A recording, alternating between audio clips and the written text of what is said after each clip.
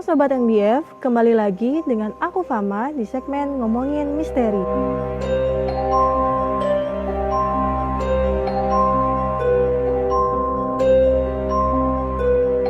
Seperti yang kita ketahui bahwa Antartika selalu dikelilingi oleh es dan teori konspirasi. Tentu saja hal ini tidak mengejutkan mengingat Antartika adalah benua terpencil dan misterius di planet ini. Untuk mengungkap misteri yang ada di benua Antartika, pemerintah Amerika Serikat meluncurkan operasi militer yang bersandi Operation High Jump pada tahun 1946 sampai 1947 yang dipimpin oleh Laksamana Richard E. Byrd, membawa 13 kapal laut termasuk kapal induk, sejumlah helikopter, dan 29 pesawat terbang. Beberapa tahun kemudian dilanjutkan lagi dengan operasi berikutnya yang bersandi Operation Deep Freeze, di mana tujuan akhirnya adalah mengungkap penemuan baru di wilayah tersebut. Padahal, benua Antartika hanyalah sebuah padang es yang minim kehidupan.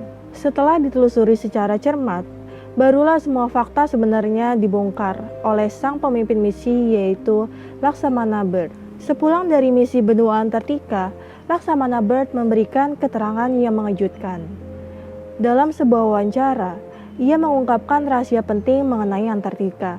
Di antaranya adalah kawasan es tersebut ternyata kaya akan bahan tambang dan batu bara. Selain itu, adanya kawasan hijau dengan perairan hangat juga ditemukan jika kita melewati tembok es tersebut. Yang mengejutkan, ia menekankan agar Amerika Serikat mewaspadai serangan musuh yang datang dari kawasan Antartika. Kira-kira musuh seperti apa yang dia maksud? Begitu besar rahasia yang terkandung pada benua Antartika. Amerika Serikat memprakarsai sebuah perjanjian internasional yang ditandatangani bersama. Tujuannya jelas, yakni melindungi wilayah Antartika bagi mereka yang tidak berkepentingan. Mereka menganggap bahwa benua es tersebut satu-satunya tempat di bumi yang tidak berpenghuni. Pada tahun 2016, internet sempat digaduhkan dengan penemuan 3 piramida di benua Antartika. Piramida itu memiliki tinggi lebih dari 1.220 meter, 10 kali lebih tinggi dari piramida Giza di Mesir. Tentu saja laporan ini sedikit janggal, karena tidak ada catatan yang menunjukkan bahwa di Antartika pernah ada peradaban kuno. Selain itu, pembangunan besar-besaran seperti itu pasti akan membutuhkan sumber daya dan tenaga manusia yang sangat banyak. Beberapa orang dengan teori konspirasi bermunculan dan mengklaim bahwa piramida itu dibangun oleh beberapa peradaban kuno yang belum ditemukan. Peradaban itu menurut mereka telah ada di Antartika sejak 100 juta tahun yang lalu. Mereka mengatakan kalau pada saat itu Antartika masih berada di garis khatulistiwa, sehingga kondisinya masih sangat memungkinkan untuk membangun sebuah piramida. Mereka juga menambahkan kalau pemerintah berusaha menyembunyikan informasi ini dan bahkan telah memblokir gambar-gambar piramida yang terdapat pada Google Earth. Namun, para ilmuwan membantah teori ini, sembari menjelaskan bahwa piramida itu adalah sebuah gunung tanduk atau nunatak. Gunung tanduk terbentuk setelah erosi yang menyapu sisi gunung sehingga membuatnya tampak seperti piramida. Sedangkan nunatak adalah kategori gunung yang begitu tinggi sampai bagian atasnya tertutup oleh salju. Seperti yang dilansir pada laman TAF Katalog, piramida-piramida ini tidak mungkin dibangun oleh peradaban kuno, karena Antartika sudah berada di kutub selatan sejak 100 juta tahun yang lalu. Juga diperkirakan kalau spesies manusia paling awal baru muncul 2 juta tahun yang lalu. Teori yang mungkin tersisa adalah bahwa apa yang mereka sebut sebagai piramida ini hanya bisa dibangun oleh dinosaurus. Namun, tidak ada bukti juga kalau dinosaurus mampu membangun piramida-piramida tersebut. Penyebutan sebagai piramida ini sebenarnya sudah diperkirakan oleh para ahli geologi Antartika. Mereka bahkan sudah memprediksi bahwa makna ganda dari piramida yang sebenarnya adalah gunung akan dijadikan teori konspirasi, semacam piramida yang dibangun oleh alien atau piramida peninggalan Atlantis.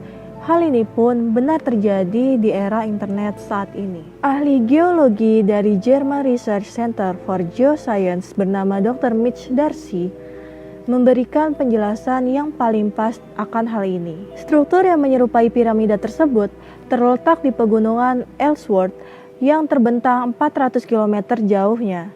Sama sekali tidak mengherankan jika ada batuan dengan berbagai bentuk tiba-tiba muncul dari es. Bahkan ia berkata bahwa hal tersebut kebetulan yang tidak mungkin, karena batuan tersebut punya jenis yaitu nunatak. Secara definisi, nunatak adalah sebuah batu yang mencuat di atas gletser atau lapisan es. Hal ini menjadikan piramida tersebut hanyalah nunatak yang puncaknya mirip piramida. Selain itu, gunung semacam ini sangatlah banyak. Salah satunya adalah Gunung Matterhorn di perbatasan Swiss dan Italia. Menurut Maury Pelto, seorang pakar studi lingkungan hidup pada Nichols College, Massachusetts, Amerika Serikat, sisi-sisi mirip piramida pada puncak gunung itu disebabkan oleh erosi. Ia menjelaskan bahwa salju atau air biasanya mengisi celah atau retakan gunung pada siang hari.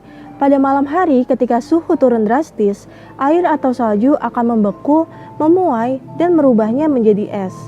Akibatnya, pemuaian ini retakan pada gunung semakin besar. Proses ini berlangsung terus-menerus hingga menciptakan retakan, hingga pada akhirnya menyebabkan bagian-bagian tersebut hancur. Proses ini sebetulnya sudah diteliti pada gunung lain yang berbentuk mirip piramida, seperti puncak gunung Matterhorn di Alpen. Adapun gunung yang tak bernama di Antartika ini punya 3 sisi miring yang sama.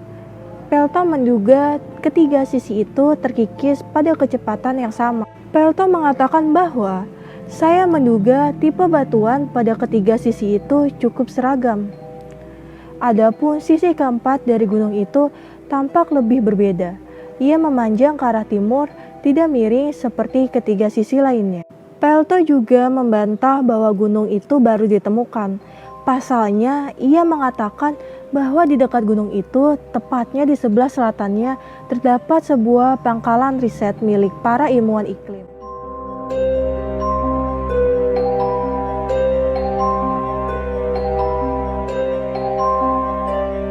Jadi, bagaimana menurut kalian? Apakah ini benar-benar sebuah piramid atau hanya sebuah puncak gunung? Tulis pendapat kalian di kolom komentar. Jangan lupa like, share, dan subscribe. Semoga bermanfaat. Sampai jumpa di video selanjutnya.